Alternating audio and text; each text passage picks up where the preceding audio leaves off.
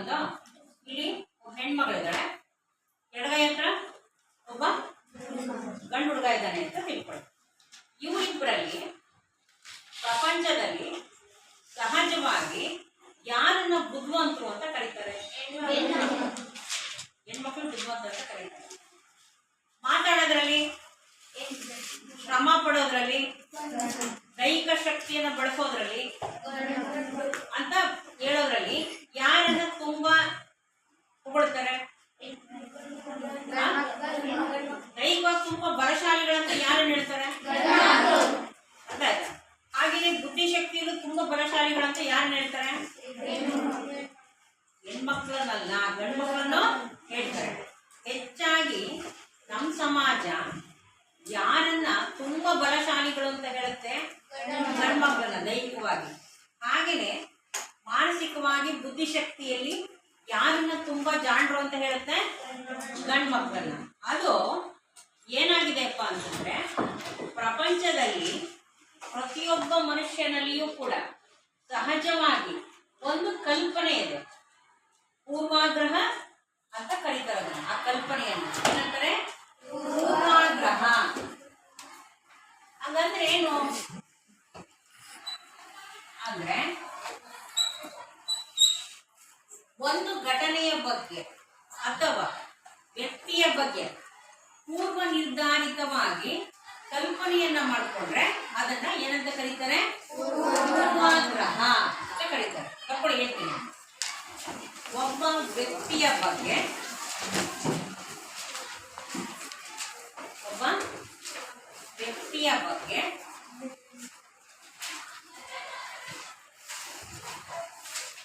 ಒಬ್ಬ ವ್ಯಕ್ತಿಯ ಬಗ್ಗೆ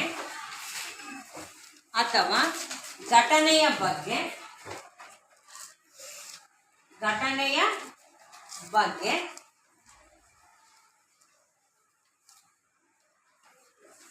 ಪೂರ್ವ ನಿರ್ಧಾರಿತವಾಗಿ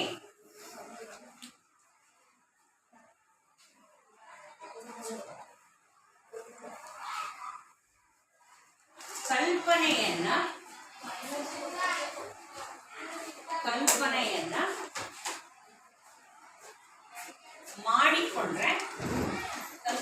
ಮಾಡಿಕೊಂಡ್ರೆ ಅದನ್ನ ಏನಂತ ಕರೀತಾರೆ?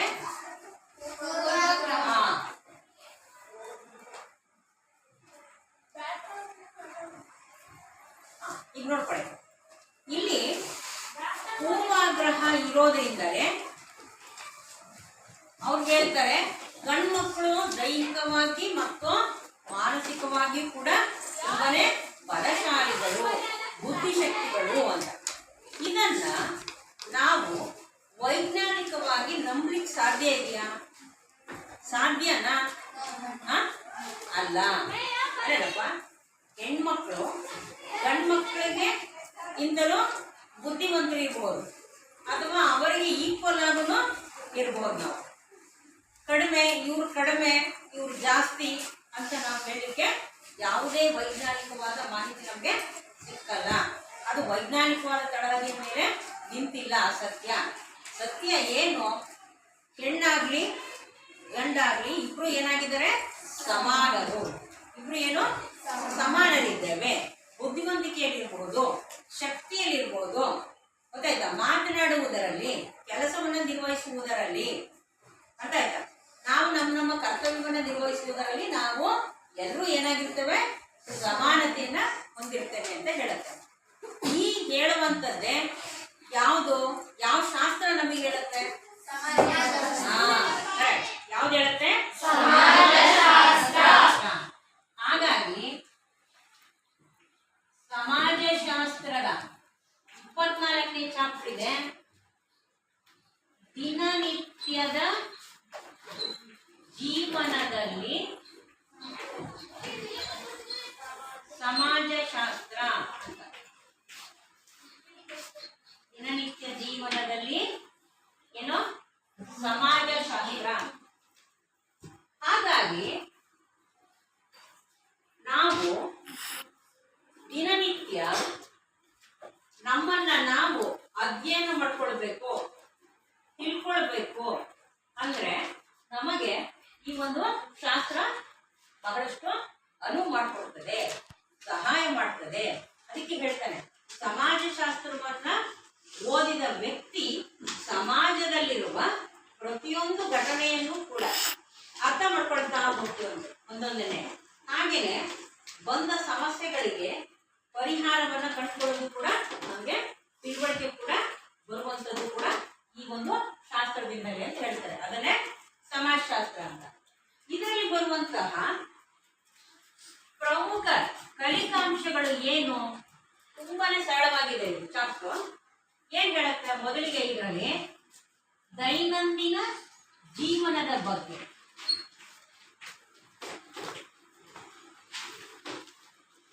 ಏನೇನ್ ಫಲಿತಾಂಶಗಳನ್ನ ಕಲಿತೇವಪ್ಪ ಅಂದ್ರೆ ದೈನಂದಿನ ಜೀವನದ ಬಗ್ಗೆ ಸಮಾಜಶಾಸ್ತ್ರ ಏನ್ ಹೇಳ್ತದೆ ಅಂತ. ನೆಕ್ಸ್ಟ್ ಭಾಷೆ, ಆಂಗಿಕ ಭಾಷೆ,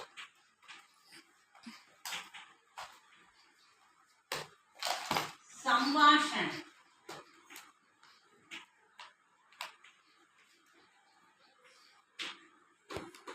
ನಾಲ್ಕನೇ ಫಲಿತಾಂಶ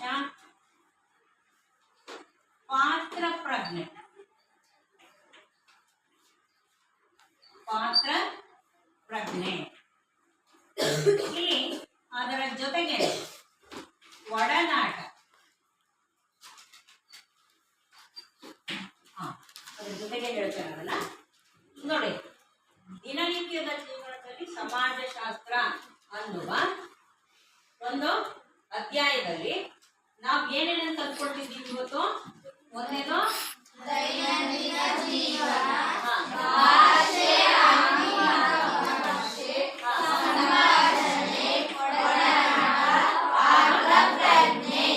ಮೊದಲನೇ ನೋಡ್ಕೊಳ್ಳಿ, ದೈನಂದಿನ ಜೀವನ.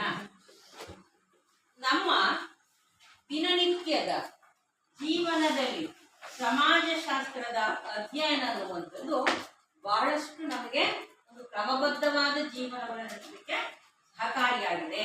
ಹಾಗಾಗಿ ದೈನಂದಿನ ಜೀವನದಲ್ಲೇ ಏನಿರುತ್ತೆ ನಮಗೆ? ಯಾವುದಿದೆ? ಸಮಾಜಶಾಸ್ತ್ರ ಇದೆ. ಎರಡನೇದಕ್ಕೆ ಬರ್ರಿ, ಏನಿದು? ಭಾಷೆ. ಈಗ ಆಂಗಿಕ ಭಾಷೆ ಮತ್ತೆ ಭಾಷೆ ಇವೆರಡರಲ್ಲಿ ಇಲ್ಲಿ ನೋಡ್ಕೊಳ್ಳಿ. ಪ್ರತಿ ಒಂದು ರಾಜ್ಯವೂ ಕೂಡ ತನ್ನದೇ ಆದ ಆಡಳಿತ ಭಾಷೆಯನ್ನ ಹೊಂದಿದೆ ಅಲ್ವಾ? ಏನ್ ಆಡಳಿತ ಭಾಷೆ ಅಂದ್ರೆ ಇಡೀ ರಾಜ್ಯ ಆ ಭಾಷೆಯ ಆಧಾರದ ಮೇಲೆ ಒಂದು ಆಡಳಿತ ವ್ಯವಸ್ಥೆಯನ್ನು ನಡೆಸ್ಕೊಂಡು ಹೋಗ್ತದೆ. ಅಲ್ಲಿರುವ ಜನರು ಕೂಡ ಬಹುತೇಕ ಜನ ಆ ಒಂದು ಭಾಷೆಯನ್ನೇ ಏನಂತ ಕರೀತಾರೆ? ಮಾತೃಭಾಷೆ ಅಂತ ಕರೀತಾರೆ. ಆ ಮಾತೃಭಾಷೆಯಿಂದಲೇ ನಾವು ಸಂವಹನ ನಡೀತೀವಿ.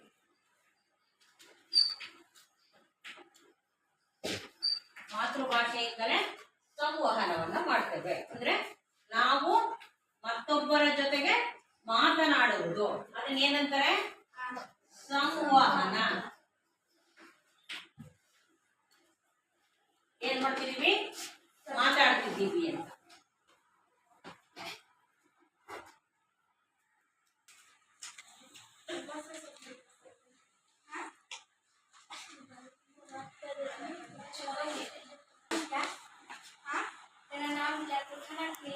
अय्यो मैंने अंतने ಆಗ್ತಿಲ್ವಲೇ तू म्हणजे बात करने में कहीं का काला कुछ अय्यो देव ने ये ना इन ಊಟ ಆಯ್ತಾ ಈಗ मैं मालूम नहीं ಊಟ ಆಯ್ತಾ मालूम नहीं ತಡಿ ನಮ್ಮ ಫ್ರೆಂಡ್ ಒಬ್ಳಿದಾಳೆ ನಿಮ್ಮ ಭಾಷೆ ಕಳಿಸ್ತೀನಿ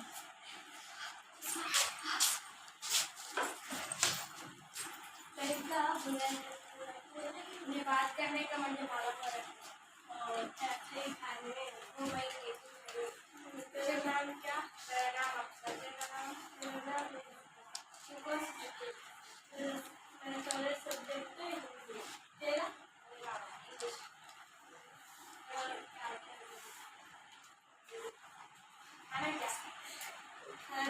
मेरा हिंदी सब्जेक्ट और मम्मी का नाम मम्मी का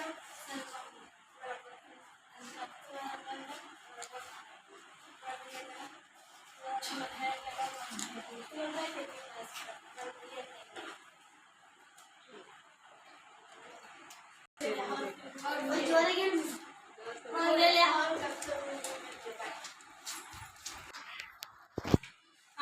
ಈಗ ನೀವು ಈ ವೇದಿಕೆ ಮೇಲೆ ಇಬ್ಬರು ಮಕ್ಕಳು ಫಸ್ಟಿಗೆ ಬಂದ್ರು. ಯಾರ್ಯಾರು? ನಮ್ಮ ಅಪ್ಸ ಮತ್ತೆ ರೇವತಿ. ಅದರಿಂದ ಏನ್ ಅರ್ಥ ಮಾಡ್ಕೊಂಡ್ರಪ್ಪ? ಒಬ್ರೇ ಒಬ್ರೇ ಹೇಳ್ರಿ, ಒಬ್ರೇ ಹೇಳ್ರಿ, ಹೇಳಿ ಶ್ರೇಯ. ಬೇರೆ ಬೇರೆ ಭಾಷೆ ಹಾ ಅವ್ರ ಭಾಷೆ ನಮಗೆ ಅರ್ಥ ಆಗಲ್ಲ, ನಮ್ಮ ಭಾಷೆ ಅವ್ರಿಗೆ. ಹಾ, ಅದರರ್ಥ ಭಾಷೆ ನಮ್ದು ಮಾತೃಭಾಷೆ ಆಗಿದ್ರೆ ನಮಗೆ ಸುಲಭವಾಗಿ ಏನಾಗುತ್ತೆ? ಅರ್ಥ ಆಗುತ್ತೆ. ಅದೇ ಬೇರೆ ಭಾಷೆ ಆದ್ರೆ ನಮಗೆ ಅದನ್ನ ಅರ್ಥ ಮಾಡ್ಕೊಳಕ್ಕೆ ಆಗಲ್ಲ. ಆಮೇಲೆ ಇನ್ನಿಬ್ರು ಬಂದ್ರು. ಅಪ್ಸ ಜೊತೆಗೆ ಯಾರು ಬಂದ್ರು? ಮಿಸ್ಬಾ ಬಂದ್ರು. ಅವಾಗ ಅವ್ರಿಬ್ರು ಭಾಷೆ ಮಾತೃಭಾಷೆ ಆದ್ರೆ ಹಾ, ಅದಕ್ಕೆ ಅವ್ರಿಬ್ರು ಏನ್ ಮಾಡಿದ್ರು? ಹಾ, ಸಂವಾದ. ಸಂವಹನ ಮಾಡಿದ್ರು. ಇಬ್ರು ಏನ್ ಮಾಡಿದ್ರು? ಹಾ, ಸಂವಹನ ಮಾಡಿದ್ರು. ಇಬ್ರಿಗೂ ಅರ್ಥ ಆಯ್ತು ಅದು. ಅಲ್ವೇನಪ್ಪ? ಈಗ ನೋಡಿ, ಅದಕ್ಕೆ ಭಾಷೆ ಬಹಳ ಮುಖ್ಯ ನಮ್ಗೆ. ಏನು? ಭಾಷೆ, ನಾವು ಮಾತನಾಡುವ ಭಾಷೆ ಅದು ನಾವು ಚಿಕ್ಕವರಿಂದ ಕಲ್ತಿರ್ತೀವಿ. ತಾಯಿಯಿಂದಲೇ ನಮ್ಗೇನಾಗಿರುತ್ತೆ ಅದು ಬಂದ್ಬಿಡುತ್ತೆ. ಹುಟ್ಟಿದಾಗ್ಲಿಂದಾನೇ ನಾವು ಅದನ್ನ ತುಂಬಾ ಚಿಕ್ಕವರಿದ್ದಾಗಲೇ ಕೇಳಿಸ್ಕೊಳ್ತಾ ಇರ್ತೀವಿ ಮನೆಯಲ್ಲಿ ಮಾತನಾಡುವ ಎಲ್ಲ ಭಾಷೆಗಳನ್ನ. ತಾಯಿ ನಮ್ಮ ಹತ್ರ ಮಾತಾಡ್ತಾ ಇರ್ತಾಳೆ, ನಮಗೆ ಮಾತು ಬರ್ದಿದ್ರು ಅವಳು ಏನ್ ಮಾಡ್ತಿರ್ತಾಳೆ? ಮಾತಾಡ್ತಿರ್ತಾಳೆ ನಮ್ಮನ್ನ, ಅಲ್ವಾ? ಏನಪ್ಪು ನೀರ್ ಬೇಕಾ? ನಿನಗೆ ಸುಸ್ತಾಗ್ತಿದ್ಯಾ?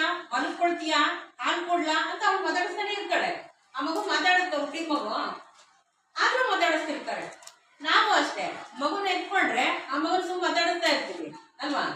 ಹೀಗೆ ಹಂಗೆಲ್ಲ ಮಾತಾಡ್ಬೇಕಾದ್ರೆ ಆ ಮಗು ಅಳುತ್ತಪ್ಪ. ಅವಾಗ ಏನ್ ಮಾಡ್ತಾಳೆ ತಾಯಿ? ಈಗ ಎತ್ಕೊಂಡಿದ್ದಾಳೆ ಮಗುನ, ಚಿಕ್ಕ ಪಾಪುನ, ಮಾತಾಡಿಸ್ತಾ ಇರ್ತಾಳೆ. ಅದು ಸಡನ್ ಆಗಿ ಅಳಕ್ ಶುರು ಮಾಡ್ತಿದೆ. ಆಗ ಅವಳು ಏನ್ ಮಾಡ್ತಾಳೆ?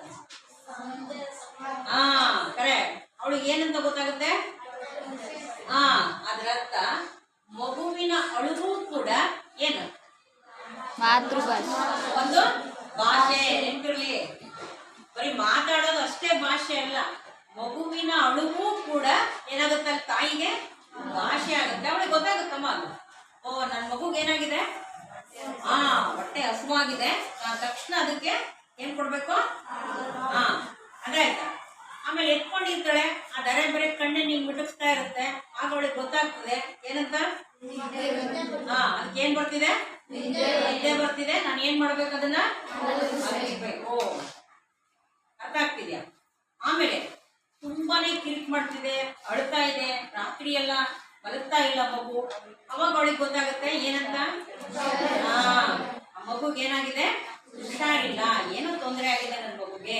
ನಾನು ತಕ್ಷಣ ಏನ್ ಮಾಡ್ಬೇಕು? ಆ ಮಗುನ ಗೊತ್ತಾಗುತ್ತೆ ಅವಳಿಗೆ, ಅಲ್ಲೇನಪ್ಪ? ಆ ರೀತಿ ಮಗುವಿನ ಅಂಗಗಳಿಂದ ಉತ್ಪಾದನೆ ಆಗುವಂತಹ ಏನು ಚಟುವಟಿಕೆಗಳಿದ್ದಾವೆ, ಸಂಕೇತಗಳಿದ್ದಾವೆ, ಅವುಗಳಿಂದಲೇ ಅವಳಿಗೆ ಗೊತ್ತಾಗುತ್ತೆ. ಅದನ್ನ ಎಂತ ಭಾಷೆ ಅಂತ ಕರೀತಾರೆ? ಅರ್ಥ ಆಯ್ತಾ? ಈಗ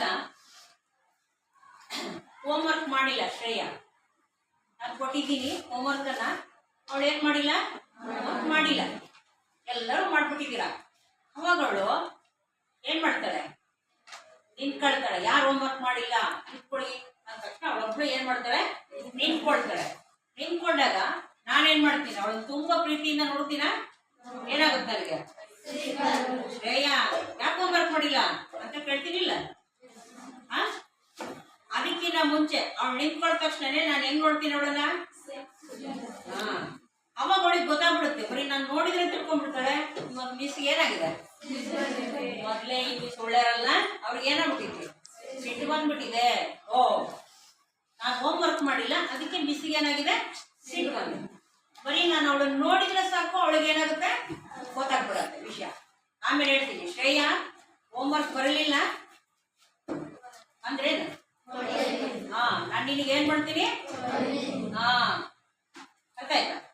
ಸರಿ. ತುಂಬಾ ಗಲಾಟೆ ಮಾಡ್ತಿರ್ತೀನಿ, ತಕ್ಷಣ ಒಳಗೆ ಬರ್ತೀನಿ. ನಾನು ಹಿಂದೆನೆ ಒಬ್ರು ಆಫೀಸರ್ ಬಂದ್ಬಿಡ್ತಾರೆ. ಅವ್ರು ನನ್ನ ಬಾಯ ಕೇಳಕ್ಕಾಗಲ್ಲ, ನಿಮಗೆ ಸುಮ್ಮನಿರಮ್ಮ ಅಂತ ಅಂತೀನಿ. ಏನರ್ಥ? ಅವ್ರು ಜೋರ್ ಗಲಾಟೆ ಮಾಡ್ರಲೆ ಅಂತನಾ ಮತ್ತೇನು ಸುಮ್ಮನಿರಿ ಯಾರು ಬರ್ತಿದ್ದಾರೆ ಅಂತ ಬೇಗ ತಕ್ಷಣ ಅಂತ ಹೇಳ್ತೀನಿ. ಅವಾಗ ಗೊತ್ತಾಗ್ಬಿಡ್ತೀವಿ ಓ ಯಾರು ಬರ್ತಿದ್ದಾರೆ, ನಾವೆಲ್ಲ ಏನ್ ಮಾಡ್ಬೇಕು, ಶಟ್ ಡೌನ್ ಮಾಡ್ಕೊಂಡು ಕೂತ್ಕೋಬೇಕು ಏನ ಅಂತ ಗೊತ್ತಾಗ್ಬಿಡುತ್ತೀನಿ. ಓ ಇಷ್ಟು ಹೇಳ್ತಿದ್ದಾರೆ, ನಾವು ಸುಮ್ಮನೆ ಕೂತ್ಕೊಂಡ್ಬಿಡ್ಬೇಕು ಅಲ್ವಾ. ಅದನ್ನ ಈ ರೀತಿ ಅಂಗಗಳ ಮೂಲಕ ನಾವು ಮಾತನಾಡಿದರೆ ಅದನ್ನ ಏನಂತಾರೆ, ಗೊತ್ತಾಯ್ತಾ? ಆಂಗಿಕ ಭಾಷೆ ಅಂದ್ರೆ ಹೇಗಿರುತ್ತೆ ಅಂತ. ಈಗ ಮೂಕರಿದ್ದಾರೆ ಅಲ್ಲೇನಪ್ಪ, ಆಗ ಅವರು ಕೂಡ ಮಾತನಾಡ್ತಾರೆ, ತಮ್ಮ ಭಾವನೆಗಳನ್ನ ವ್ಯಕ್ತಪಡಿಸ್ತಾರೆ ಭಾಷೆಯ ಮೂಲಕ. ಅವ್ರ ಭಾಷೆ ಯಾವುದು, ಅರ್ಥ ಆಯ್ತಾ? ಅವರ ಭಾಷೆ ಅದು ಕೂಡ ಭಾಷೆಯೇ, ಮಾತನಾಡಿದ್ರು ಭಾಷೆ ಇದೆ. ಆದ್ರೆ ಅಂತ ಭಾಷೆಗೆ ಏನಂತಾರೆ, ಆಂಗಿಕ ಭಾಷೆ. ಅಂದ್ರೆ ಮನುಷ್ಯ ತನ್ನ ದೇಹದ ಅಂಗಗಳನ್ನ ಬಳಸಿ ಭಾಷೆಯಾಗಿ ಅದನ್ನ ಅವನು ಏನ್ ಮಾಡ್ತಾನೆ, ಪರಿವರ್ತಿಸ್ಕೊಂಡು ಬೇರೆಯವರಿಗೆ ಮುಟ್ಟಿಸ್ತಾನೆ ಆ ಸುದ್ದಿಯನ್ನು. ಬರೀ ಮಾತನಾಡಿದ್ರಷ್ಟೇ ಅದು ಭಾಷೆ ಅಂತ ನಾವು ಅಂದ್ಕೊಳ್ಳೋ ಆಗಿಲ್ಲ. ಅರ್ಥ ಆಯ್ತೇನಪ್ಪ? ಈಗ ತುಂಬಾ ದೂರ ಇರ್ತಾರೆ, ನೀವೆಲ್ಲೆಲ್ಲ ಹೊರಗಡೆ ಇದ್ದೀರಾ, ಜೋರಾಗಿ ಕಿರ್ಚ್ತೀರಾ, ಅವಾಗ ಬರೋ ಟೀಚರ್ಸ್ ಎಲ್ಲ ಏನ್ ಮಾಡ್ತೀವಿ, ಹೊರಗೆ ಬರ್ತೀವಿ. ನೀವು ಹುಡುಗರು ಆಟಕ್ಕೆ ಬಿಟ್ಟಿದ್ವಿ, ಹೊರಗಡೆ ಇದ್ದಾರೆ, ಯಾಕೋ ಕಿರ್ಚಿದ್ವಲ್ಲ ಅಂತ ಬಂದು ನೋಡ್ರೆ ಅಲ್ಲೊಂದು ದೊಡ್ಡ ಹಾಗಿರುತ್ತೆ. ಅರ್ಥ ಆಯ್ತಾ? ಅದರರ್ಥ ನೀವು ಹೇಳೋದೇ ಬೇಡ ಹಾವು ಅಂತ, ಕಿರ್ಚಿದ್ರೆ ನಮ್ಗೆ ಗೊತ್ತಾಗಿರುತ್ತೆ ಅಲ್ಲಿ ಏನೋ ಆಗ್ಬಾರ್ದು, ಮಕ್ಕಳಿಗೆ ಕಂಡಿದೆ, ಆಗ್ಬಾರ್ದು ಆಗ್ತಾ ಇದೆ, ಕಂಡಿದೆ ಕಣ್ಣಿಗೆ ಏನೋ, ಅದಕ್ಕೆ ಮಕ್ಕಳು ಎದುರ್ಕೊಂಡಿದ್ದಾವೆ ಅಂತ ಗೊತ್ತಾಗ್ಬಿಡುತ್ತೆ ನಮಗೆ.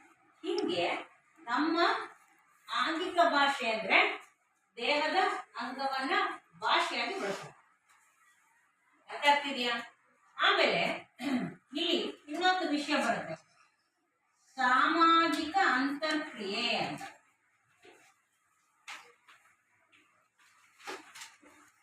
ಇದು ಸಾಮಾಜಿಕ ಅಂತರ್ಕ್ರಿಯೆ ಅಂದ್ರೆ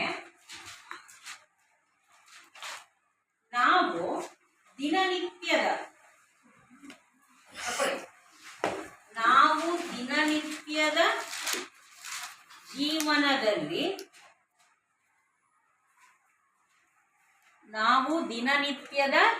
ಜೀವನದಲ್ಲಿ ಮತ್ತೊಬ್ಬರೊಡನೆ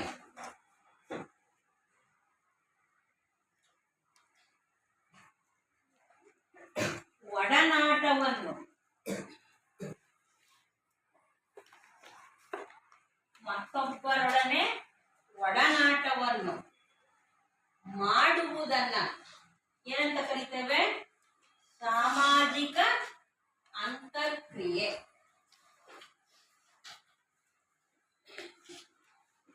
ಬರ್ಕೊಂಡ್ರ? ಅರ್ಥ ಆಯ್ತಾ? ಈಗ ಸಾಮಾಜಿಕ ಅಂತರ್ಕ್ರಿಯೆ ಅಂದ್ರೇನು, ನಾವು ಮತ್ತೊಬ್ಬರೊಡನೆ ಮಾತನಾಡೋದು. ಈಗ ಅದ್ರಲ್ಲಿ ಇನ್ನೊಂದು ಶಬ್ದ ಇದೆ, ಏನಂತ, ಒಡನಾಟ. ಈ ಒಡನಾಟ ಅಂದ್ರೆ ಏನು ಅಂದ್ರೆ, ನಾವು ಒಬ್ಬ ವ್ಯಕ್ತಿ ಜೊತೆಗೆ ಮಾತಾಡ್ಬೇಕಂತ ಏನಿಲ್ಲ. ಒಂದು ಸಮಯದಲ್ಲಿ ಉದಾಹರಣೆಗೆ ಏನೋ ಇದೆ, ಸ್ಪೋರ್ಟ್ಸ್ ಇದೆ, 6 ಮಕ್ಕಳು ಇಲ್ಲಿ ನಿಂತಿದ್ದೀರಿ, ನಾನು ಬರ್ತಾನೆ ನಿಮ್ಮ ಜೊತೆಗೆ, 7 ಜನ ಆಗ್ತೀವಿ. ಎಷ್ಟು ಜನ ಆಗ್ತೀಗ? 7 ಜನನ ಸೇರ್ಕೊಂಡು ಮಾತನಾಡ್ತೀವಿ. ಇಬ್ಬರಿಗಿಂತ ಹೆಚ್ಚು ಜನ ಒಂದೇ ಸಮಯದಲ್ಲಿ ನಿಂತ್ಕೊಂಡು ಏನ್ ಮಾಡ್ತೀವಿ, ಏನಂತಾರೆ ಅದನ್ನ, ಸಂಭಾಷಣೆ ಮಾಡ್ತೇವೆ, ಮಾತಾಡ್ಕೊಳ್ತೇವೆ, ನಾವೇನೇನೋ ಮಾತಾಡ್ತಿರ್ತೀವಿ. ಹಾಗೆ ಮಾತನಾಡುವಾಗ ನಾವು ಏನನ್ನು ಬಳಸ್ತೀವಿ, ಭಾಷೆಯನ್ನು. ಹಾಗೇನೆ ಇದನ್ನೂ ಬಳಸ್ತೀವಿ, ಯಾವ್ದನ್ನ, ಆಂಗಿಕ ಭಾಷೆಯನ್ನು. ಸುಮ್ಮನಿರಲ್ಲ, ಏನಾದ್ರು ಹೇಳ್ತಾನೆ ಇರ್ತೀವಿ, ಮಾತಾಡ್ತಾನೆ ಇರ್ತೀವಿ, ಕೈ ಬಾಯಿಗಳನ್ನ ಎಲ್ಲ ಚಲನೆಯಲ್ಲಿ ಇರ್ತದೆ, ಕಣ್ಣು ಕೂಡ. ಹಾಗೆ ಮಾತಾಡ್ತಾ ನಾವು ಮತ್ತೊಬ್ಬರ ಮೇಲೆ, ನಾವು ಮಾತನಾಡ್ತಿರ್ಬೇಕಾದ್ರೆ ಮತ್ತೊಬ್ಬರ ಜೀವನದ ಮೇಲೆ, ಅವರ ಆಲೋಚನೆಗಳ ಮೇಲೆ ಪ್ರಭಾವವನ್ನು ಕೂಡ ಏನ್ ಮಾಡ್ತೀವಿ, ಬೀರ್ತೀವಿ. ಅಂದ್ರೆ ಉದಾಹರಣೆಗೆ ನಾವು 6 ಜನ ಮಾತಾಡ್ತಿರ್ತೀವಿ, ಗಾನಲ್ಲಿ ಹೊರಗಿರ್ತಾರೆ, ಅವಳು ಕೂಡ ಆ ಟೀಮಲ್ಲಿ ಇರ್ತಾರೆ, ಬಟ್ ದೂರ ಇರ್ತಾರೆ. ಆಗ ನಾವು ಗಾನಲ್ಲಿ ಏನ್ ಚೆನ್ನಾಗಿ ಆಡೋದೇ ಇಲ್ಲಪ್ಪ, ಅವಳಿಗೆ ಆ ಥ್ರೋ ಬಾಲಲ್ಲಿ ಬಾಲನ್ನು ಏನ್ ಮಾಡಕ್ ಬರಲ್ಲ, ಸರ್ವೇ ಮಾಡಕ್ ಬರ್ತೀವಿ, ಇದು ಎಕ್ಕೂ ಬರಲ್ಲ, ಏನ್ ಹುಡುಗಿ ಚೆನ್ನಾಗಿ ಅವಳಿಗೆ ಆಡಕ್ ಬರ್ತಿಲ್ಲ, ಅವ್ಳ ಟೀಮಲ್ಲಿ ಇದ್ದಾಳೆ, ಹೆಂಗ್ ಮಾಡೋದು ಅವ್ರನ್ನ ಕರ್ಕೊಂಡು ಹೋಗೋದು, ಆಟ ಆಡಕ್ಕೆ ಬರಲ್ಲ ಹುಡುಗಿಗೆ ಅಂತ ನಾವೆಲ್ಲರೂ ಏನ್ ಮಾಡ್ತಿರ್ತೀವಿ, ಮಾತಾಡ್ತಿರ್ತೀವಿ. ಆಗ ಅವಳ ಮೇಲೆ, ಅವಳ ಆಲೋಚನೆಗಳ ಮೇಲೆ ಏನಾಗುತ್ತಲ್ಲ ಪ್ರಭಾವ ಬೀರುತ್ತೆ ನಾವು ಮಾತಾಡೋದು. ಈಗ ಯಾರೋ ಬೇರೆ ಕೇಳಿಸ್ಕೊಂಡ್ಬಿಡ್ತಾರೆ, ಅದನ್ನ ಕೇಳಿಸ್ಕೊಂಡು ಹೇಳ್ತಾರೆ ಗಾನವಿಗೆ ಹೋಗಿ, ನೋಡು ಗಾನವಿ ಹಿಂಗೆಲ್ಲ ಮಾತಾಡ್ತಿದ್ರು, ಅವ್ರು 6 ಜನನು ಸೇರ್ಕೊಂಡು ಬಿಸಿ ನಿಂತಿದ್ರು, 7 ಜನ ಅವರು ಎಲ್ಲ ಸೇರ್ಕೊಂಡು ನಿಮ್ ಬಗ್ಗೆನೇ ಮಾತಾಡ್ತಿದ್ರು, ನಿಮ್ ಬಗ್ಗೆನೇ ಮಾತಾಡ್ತಿದ್ರು ಕಡೆ ಅಂತ ನೀವ್ ಹೇಳ್ತೀರಾ ಅಂತ ತಿಳ್ಕೊಳ್ಳಿ. ಅವಾಗ ಅವಳ ಆಲೋಚನೆ ಮೇಲೆ ಏನಾಗುತ್ತೆ, ಅದು ಪರಿಣಾಮ ಆಗುತ್ತೆ. ಅವಳು ಯೋಚಿಸ್ತಾಳ, ಅವಳು ಹೌದಾ ಎಷ್ಟು ಆ ಮಕ್ಕಳ ಜೊತೆ ಸೇರ್ಕೊಂಡು ಮಾತಾಡ್ತಿದ್ರು ನನ್ನ ಬಗ್ಗೆ ಈ ರೀತಿ ಅಂತ ಅವಳಿಗೆ ಏನ್ ಅನ್ಸುತ್ತೆ, ಯೋಚನೆ ಮಾಡ್ತಾಳ ಅವಳು. ಈ ರೀತಿ ನಾವು ಒಡನಾಟ ಅಂದ್ರೆ ಮಾತನಾಡುವುದರ ಮೂಲಕ ಮತ್ತೊಬ್ಬರ ಮೇಲೆ, ಅವರ ಆಲೋಚನೆಯ ಮೇಲೆ, ಅವರ ವರ್ತನೆಗಳ ಮೇಲೆ ಪ್ರಭಾವವನ್ನು ಏನ್ ಮಾಡ್ತೀವಿ, ಬೀರ್ತೀವಿ.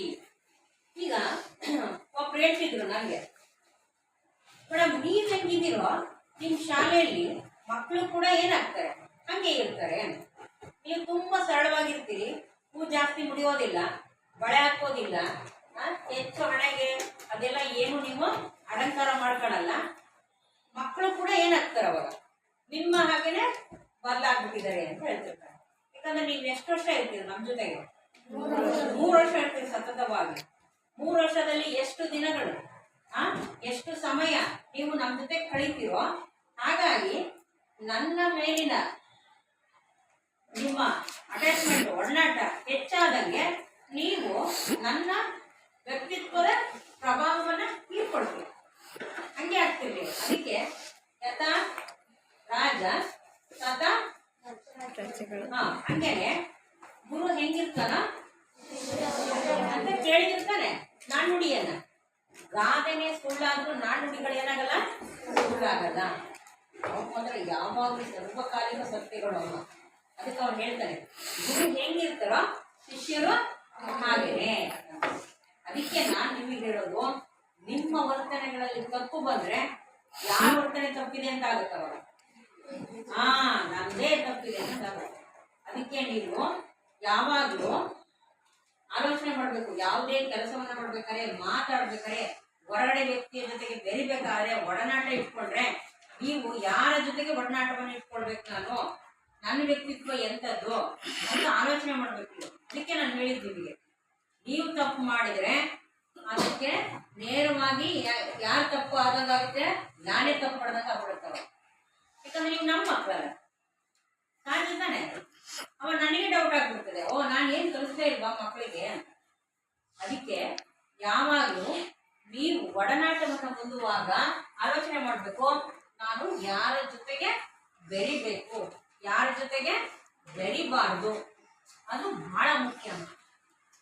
ನೀವು ಅಂತರ್ಕ್ರಿಯೆಯನ್ನು ಮಾಡುವಾಗ, ಒಡನಾಟವನ್ನು ಮಾಡುವಾಗ ನೀವು ಸೆಲೆಕ್ಟೆಡ್ ಪರ್ಸನ್ ಜೊತೆಗೆ ಜೀವನ ಮಾಡಬೇಕು, ಮಾತಾಡಬೇಕು. ಎಲ್ಲರ ಜೊತೆಗೂ ನೀವು ಮಾತಾಡಿಕೊಂಡ್ರೆ ನಿಮ್ಮ ಮಾತಿನ ವರ್ತನೆಯ ಯಾವುದೇ ಬೆಲೆಯೋ ಏನಾಗಲ್ಲ, ಸಿಗಲ್ಲ. ನೀವ್ ಹೆಂಗಿರ್ಬೇಕು, ಎಲ್ಲರ ಜೊತೆಗೂ ನಾರ್ಮಲ್ ಆಗಿರ್ಬೇಕು. ಮಾತನಾಡುವಾಗ, ಒಡನಾಟವನ್ನು ಇಟ್ಕೊಳ್ಳುವಾಗ ಸೆಲೆಕ್ಟ್ ಮಾಡ್ಬೇಕು ಅವ್ರನ್ನ. ಈ ವ್ಯಕ್ತಿ ನನ್ನ ವ್ಯಕ್ತಿತ್ವಕ್ಕೆ ಸರಿನಾ, ನಾನು ಇವ್ರ ಜೊತೆ ಒಡನಾಟವನ್ನು ಇಟ್ಕೊಂಡ್ರೆ ನನ್ನ ಮರ್ಯಾದೆ ಉಳಿತದ. ಅದಕ್ಕೆ ಸಹವಾಸದಿಂದ ಯಾಕೆ ಕೆಟ್ಟ, ಸಹವಾಸದಿಂದ ಸನ್ಯಾಸಿಯೇ ಕೆಟ್ಬಿಡ್ತಾರಂತ. ಅಂತ ಆಧ್ಯಾತ್ಮಿಕ ವ್ಯಕ್ತಿಯೇ ಕೆಟ್ಟೋಗ್ತಾನೆ ಅಂದ್ರೆ ನಾವು ನೀವು ಸಾಮಾನ್ಯ ಜನ. ಬಹಳ ಬೇಗ ನಾವು ಮತ್ತೊಬ್ಬ ವ್ಯಕ್ತಿ, ಕೆಟ್ಟ ವ್ಯಕ್ತಿ ನಮ್ಮ ಜೊತೆಗಿದ್ದಾನೆ ಅಂದ್ರೆ ನಮ್ಮ ವ್ಯಕ್ತಿತ್ವ ಕೂಡ ಏನಾಗೋಗ್ಬಿಡುತ್ತೆ, ಹೋಗ್ಬಿಡುತ್ತೆ. ಅದಕ್ಕೆ ಹೇಳ್ತಾರೆ, ಈ ಒಂದು ಮಗುವಿನ ವ್ಯಕ್ತಿತ್ವ ಹೆಂಗಿದೆ ಅಂತ ನೋಡ್ಬೇಕಂದ್ರೆ ಅವಳ ಸುತ್ತ ಯಾರಿರ್ತಾರೆ ಫ್ರೆಂಡ್ಸ್, ಅವ್ರು ನೋಡಿ ಸಾಕಂತ. ಈ ಗಾನವಿದಾಳೆ, ಅವಳ ಸುತ್ತ ಯಾರು ಫ್ರೆಂಡ್ಸ್ ಇದ್ದಾರೆ ಅಂತ ನಾನು ನೋಡ್ಕೊಂಡ್ಬಿಟ್ರೆ ಅವಳ ವ್ಯಕ್ತಿತ್ವ ಎಂತದ್ದು ಅನ್ಕೋತಾಗ್ಬೇಕ. ಅದಕ್ಕೆ ಹೇಳ್ತಾರೆ, ಸಹವಾಸ ಹೆಂಗಿದೆಯೋ ಹಂಗೆ ಅವಳು ಇರ್ತಾಳೆ ಅಂತ. ಅರ್ಥ ಆಯ್ತಾ? ನೋಡಿರ್ಬೇಕಾರೆ ಕೆಲವು ಮಕ್ಕಳು ಓದ ಮಕ್ಕಳಿದ್ರೆ ಆ ಓದ ಮಕ್ಕಳ ಜೊತೆಗೆ ಜಾಯಿನ್ ಆಗ್ತಿರ್ತಾರೆ, ಸೇರ್ಕೊಳ್ತಾ ಇರ್ತಾರೆ. ಅರ್ಥ ಆಯ್ತಾ? ತರಲೆ ಮಾಡೋ ಮಕ್ಕಳಿದ್ರೆ ತರಲೆ ಮಾಡೋ ಮಕ್ಕಳ ಜೊತೆಗೆ ಜಾಯಿನ್ ಆಗ್ತಿರ್ತಾರೆ, ತಿಳಿತಾ? ತಿನ್ನ ಮಕ್ಕಳಿದ್ರೆ ಭೀಮನಾಗೆ ಅವ್ರ ಜೊತೆಗೆ ಜಾಯಿನ್ ಆಗ್ತಿರ್ತಾರೆ. ಸಹಜ. ಸಿನಿಮಾ ನೋಡೋ ಮಕ್ಕಳಿದ್ರೆ ಅವ್ರ ಜೊತೆಗೆ ಜಾಯಿನ್ ಆಗಿರ್ತಾವ ಸಿನಿಮಾನೇ ನೋಡೋದು ಅವ್ರು. ಓದೋ ಮಕ್ಳಿದ್ರೆ ಬುಕ್ಸ್ ಇಟ್ಕೊಂಡು ಅವ್ರು ಓದೋ ಕೆಲಸನೇ ಮಾಡೋದಮ್ಮ. ಒಬ್ರು ನೋಡೊಬ್ರು ಓದ್ತಾನೆ ಇರ್ತಾರ. ಗೊತ್ತಾಯ್ತಾ? ಫ್ಯಾಷನ್ ಮಾಡೋ ಮಕ್ಳಿದ್ರೆ ಟಿವಿಗೆ ಹಾಕೊಳ್ಳೋದು, ಇದೆಲ್ಲ ಬ್ಯಾಂಗಲ್ಸ್ ಎಲ್ಲ ಏನದು ಸೆಟ್ಟಿಂಗ ಏನಂತೀರಿ, ಮ್ಯಾಚಿಂಗ್. ಮ್ಯಾಚಿಂಗೇ ಹಾಕೊಳ್ಳೋದು. ಚಪ್ಪಲಿಂದ ಹಿಡಿದು ಇಲ್ಲಿ ತನಕ ಎಲ್ಲ ಮ್ಯಾಚ್. ಗೊತ್ತಾ ನಿಮಗೆ? ಆ ಥರ ಮ್ಯಾಚ್ ಹಾಕೊಳ್ತಾರೆ. ಚಪ್ಪಲಿಂದ ಮ್ಯಾಚಿಂಗ್ ತಮ್ಮ ಅದು. ಅಷ್ಟೊಂದು ಮ್ಯಾಚಿಂಗ್ ಬಗ್ಗೆ ಅವರಿಗೆ ಬಹಳಷ್ಟು ಕಾಳಜಿ ಇರುತ್ತೆ.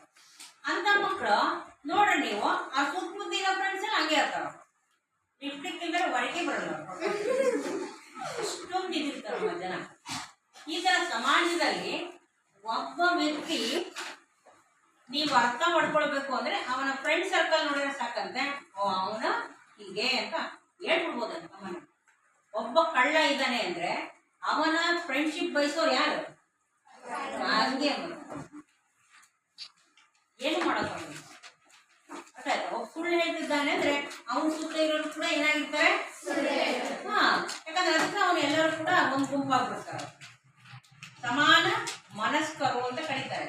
ನಮ್ಮ ಮನಸ್ಸು ಹೆಂಗಿರ್ತದೋ ನಾವು ಫ್ರೆಂಡ್ಶಿಪ್ ಮಾಡ್ಕೊಂಡ್ಬಿಡ್ತೀವಿ ಅಂತ. ಅದಕ್ಕೆ ನೀವು ಫ್ರೆಂಡ್ಶಿಪ್ ಮಾಡ್ಬೇಕಾದ್ರೆ ಏನಾಗಿರ್ಬೇಕು? ಕೇರ್ಫುಲ್ ಆಗಿರ್ಬೇಕು. ನಾನು ಯಾರು ಫ್ರೆಂಡ್ಶಿಪ್ ಮಾಡ್ಬೇಕು? ನಾನು ದಡ್ಡಿ ಇರ್ಬೋದಮ್ಮ, ಗಾಣಿ ಚೆನ್ನಾಗಿ ಓದ್ತಾಳೆ, ರೇವತಿ ಚೆನ್ನಾಗಿ ಓದ್ತಾಳೆ, ನಾವು ಅವ್ರ ಜೊತೆ ಫ್ರೆಂಡ್ಶಿಪ್ ಮಾಡೋಣ. ಆಗ ಆಟೋಮೆಟಿಕ್ ಆಗಿ ನಾನೇನಾಗ್ತೀನಿ? ದಡ್ಡಿ ಆಗ್ತೀನಿ. ಬದಲಾಗೆ ಆಗ್ತೀನಿ ನಮ್ಮ ನಾನು. ಅರ್ಥ ಆಯ್ತಾ? ದಾಂತರಿ ಜೊತೆ ಸೇರ್ಕೊಂಡ ನಾವು ಏನಾಗ್ಬೋದು? ನಾನು ಅವಳ ತರನೇ ನಾನು ಏನಾಗ್ಬಿಡ್ತೀನಿ? ನಕ್ಕನೇ ಇರ್ತೀನಿ. ಯಾವ ರೀಸನ್ ಬೇಕಿಲ್ಲ. ಏನ್ ಮಾಡ್ತಾರೆ? ನಗ್ತಾನೆ ಇರೋದು. ನನಗೆ ಹೊಡೆದ್ರು ನಗ್ತಾನೆ, ಬೈದ್ರು, ನಿದ್ದೆ ಮಾಡ್ತಿದ್ರು, ಸ್ನಾನ ಮಾಡ್ತಿದ್ರು, ಹಿಂಗಿರುತ್ತೆ. ಅರ್ಥ ಆಗ್ತಿದ್ಯಾ? ಅದಕ್ಕೆ ನೀವು ಇವತ್ತೆಲ್ಲ ಏನ್ ಮಾಡ್ಬೇಕು? ಯಾರ ಸಹವಾಸವನ್ನ ನಾವು ಮಾಡ್ಬೇಕು ಅದನ್ನು ಫಸ್ಟ್. ಅದ್ರ ಮೇಲೆ ನಿಮ್ಮ ವ್ಯಕ್ತಿತ್ವ ಆಗಮ್ಮ. ಕೊನೆಯದು ಏನ್ ಫಲಿತಾಂಶ ಇದೆ ಇಲ್ಲಿ? ಮಾತ್ರ ಈಗ ಇಲ್ಲಿ ನನಗೆ ಹುಷಾರಿಲ್ಲ ಕಣ್ರೋ, ಇವತ್ತು ಜ್ವರ ಇದೆ ಅಂತ ಹೇಳ್ತೇನೆ ರೇವತಿ. ಅವಳ ತಕ್ಷಣ ಇಲ್ಲಿ ಕರ್ಕೊಂಡು ಹೋಗ್ತಾಳೆ. ಅಲ್ಲಿ ಯಾರ್ಯಾರು ಸಿಗ್ತಾರೆ? ಅದರ್ ಪೇರೆಂಟ್ಸ್ ಎಲ್ಲ ಇದ್ದಾರೆ, ಪೇಷಂಟ್ಗಳೆಲ್ಲ ಇರ್ತಾರೆ. ಅರ್ಥ ಆಯ್ತಾ? ಇವಳು ನನಗೆ ಪೇರೆಂಟ್ ಆಗಿ ಕರ್ಕೊಂಡು ಹೋಗ್ಯಾರ. ಅಲ್ಲಿ ಹೋಗ್ತಾಳೆ, ಡಾಕ್ಟ್ರ್ ಮುಂದೆ ಕೂರಿಸ್ತಾಳೆ. ನಾನು ಡಾಕ್ಟ್ರ್ ಏನಂತಾರೆ? ಏನಮ್ಮ ಏನಾಯ್ತು ಅಂತಾರೆ. ಡಾಕ್ಟ್ರೆ ನನಗೇನಾಗ್ತಿದೆ? ಹುಷಾರಿಲ್ಲ, ಜ್ವರ ಬಂದ್ಬಿಟ್ಟಿದೆ ಅಂತ ಹೇಳ್ತೀನಿ. ಡಾಕ್ಟ್ರ್ ಅವಾಗ ಏನಂತಾರೆ? ಹೌದಾ ತಡೀರಿ ಅಂತೇಳಿ ಏನಂತಾರೆ? ಉಸಿರಾಡ್ರಿ ಅಂತ ನನ್ನನ್ನು ಏನ್ ಮಾಡ್ತಾರೆ? ದೇಹನ ಚೆಕ್ ಮಾಡ್ತಾರೆ. ಇವ್ರಿಗೆ ಜ್ವರ ಇದೆ ತಕ್ಷಣ ಒಂದು ಚೀಟಿನಲ್ಲಿ ಏನ್ ಮಾಡ್ತಾರೆ? ಮತ್ತೆ ಇಂಜೆಕ್ಷನ್ ಬರೀತಾರೆ. ಅವರೇ ಕೊಡ್ತಾರೆ. ಅವನ್ನೆಲ್ಲ ಯಾರು ಕೊಡ್ತಾರೆ ನನಗೆ? ಅವಾಗ ಅಲ್ಲಿ ನರ್ಸು ಕಾಯ್ತಿರ್ತಾಳೆ. ಯಾರಿಗೆ ಕಾಯ್ತಿರ್ತಾಳೆ? ಇಂಜೆಕ್ಷನ್ ತಗೊಳ್ಳಾರಿಗೆ. ನಾನು ಹೋಗ್ತೀನಿ, ಹೇಳ್ತೀನಿ ರೇವತಿಗೆ, ರೇವತಿ ಇಂಜೆಕ್ಷನ್ ತಗೊಳಕ್ಕಾಗಲ್ಲ ಕಣೆ. ಇವಳು ಬೈತಾಳೆ, ಗಳಿ ಬಿಸಿಲಿ ಅಲ್ಲೇ ಹುಷಾರಿಲ್ಲ, ನಿಮಗೆ ಏನ್ ಕೊಡ್ಬೇಕು ನೀವು? ತಗೊಳ್ಳೇಬೇಕು, ಬಹಳ ಜ್ವರ ಇದೆ, ನೀವು ಮತ್ತೆ ಬೇಗ ಆರಾಮಾಗಲ್ಲ, ಬರ್ರಿ ಇಂಜೆಕ್ಷನ್ ತಗೊಂಡು ಬರ್ರಿ, ನಾನಿದ್ದೀನಿ ಗಳಿ ಬಿಸಿಲಿ ಅಂತ ಕರ್ಕೊಂಡು ಹೋಗ್ತಾಳೆ. ಅವಾಗ ಅವಳು ಅಲ್ಲಿರೋ ನರ್ಸ್ ಏನ್ ಮಾಡ್ತಾಳೆ? ಆ ಇಂಜೆಕ್ಷನ್ ಕೊಡೋದಕ್ಕೆ ಯಾರು ಸಲಹೆ ಕೊಟ್ಟಂಗಿಲ್ಲಿ? ಅವಳೇನ್ ಮಾಡ್ತಾಳೆ ನನಗೆ? ಆಮೇಲೆ ಮುಂದಕ್ಕೆ ಹೋಗ್ತೀನಿ, ಅಲ್ಲಿ ಮತ್ತೊಂದು ಚೀಟಿ ತೋರಿಸ್ತೀನಿ. ಅವ್ರೇನ್ ಕೊಡ್ತಾರೆ? ಟಾನಿಕ್ ಮಾತ್ರೆನೋ ಅವ್ರು ಕೊಡ್ತಾರೆ. ಅಲ್ಲೇನಪ್ಪ?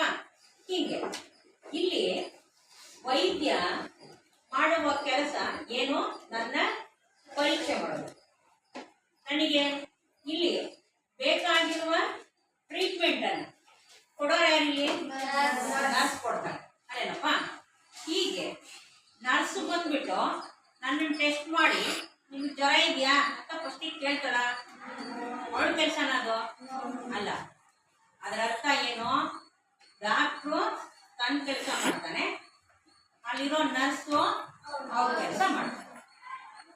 ಇದು ಕ್ಲಿಯರಾ? ಅದರರ್ಥ ಡಾಕ್ಟ್ರು ತನ್ನದೇ ಆದ ಪಾತ್ರ ಮಾಡ್ತಾನೆ, ನರ್ಸು ಅವರದೇ ಆದ ಪಾತ್ರ ಮಾಡ್ತಾರೆ. ಈಗ ನಾನು ಮತ್ತೆ ನೀವು ಅಂದ್ಕೊಳ್ಳೋಣ, ಅರ್ಥ ಆಯ್ತಾ? ಶಿಕ್ಷಕರು ಮತ್ತೆ ಮಕ್ಕಳು ಅಂದ್ಕೊಳ್ಳೋಣ, ಸ್ಟೂಡೆಂಟ್ಸ್ ಅಂತ. ಈಗ ನಾನು ನಿಮಗೆ ಅನುಕೂಲಿಸ್ಬೇಕು, ಪಾಠವನ್ನ ಅರ್ಥ ಮಾಡ್ಕೊಳ್ಳೋದಕ್ಕೆ ನಿಮಗೆ ಸಲಹೆ ಕೊಡ್ಬೇಕು, ಸೂಚನೆ ಕೊಡ್ಬೇಕು.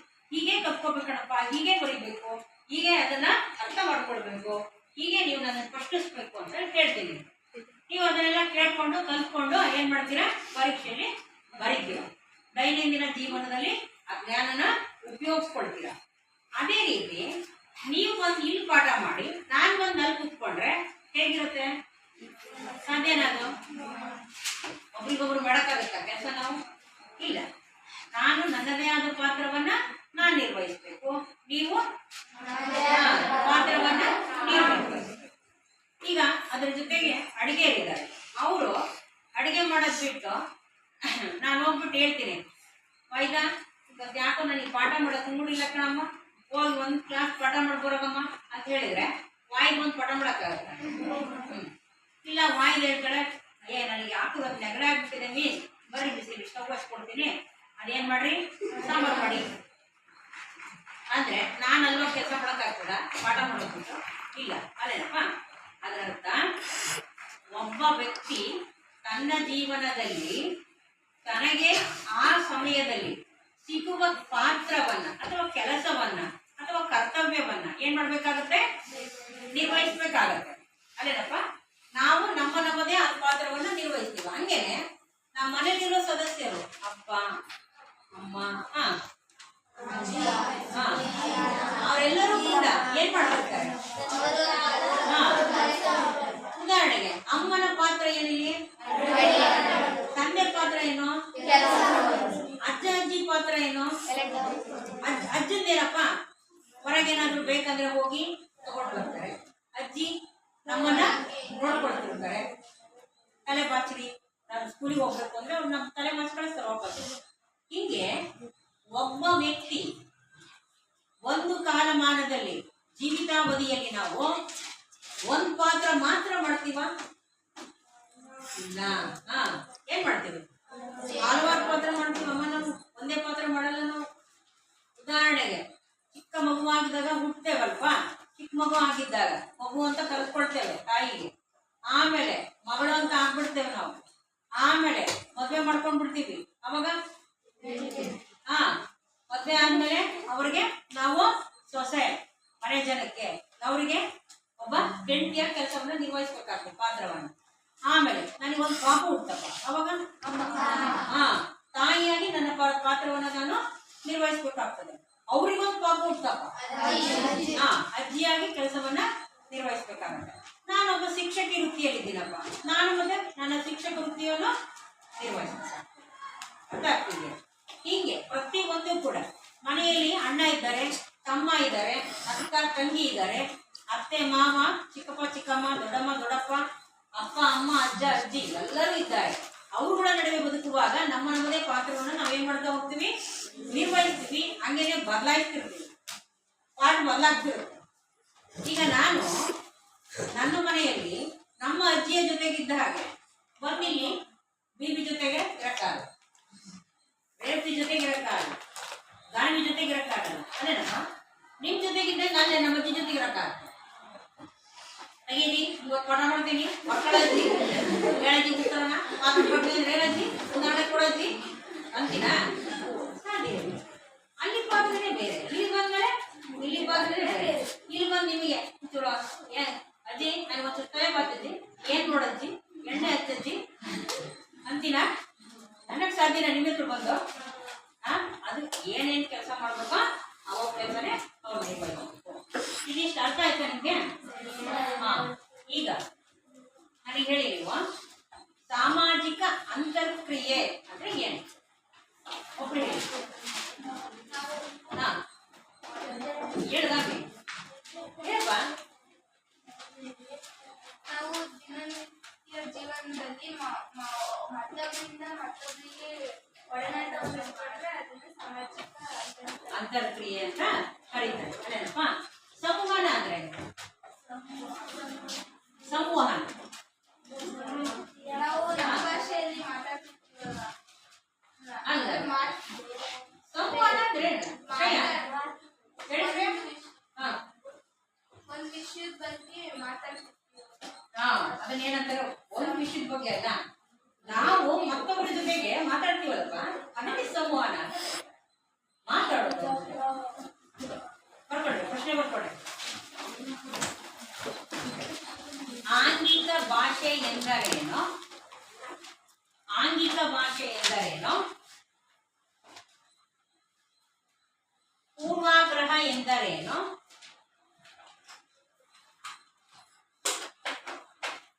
ಸಾಮಾಜಿಕ ಅಂತರ್ಕ್ರಿಯೆ ಎಂದರೇನು?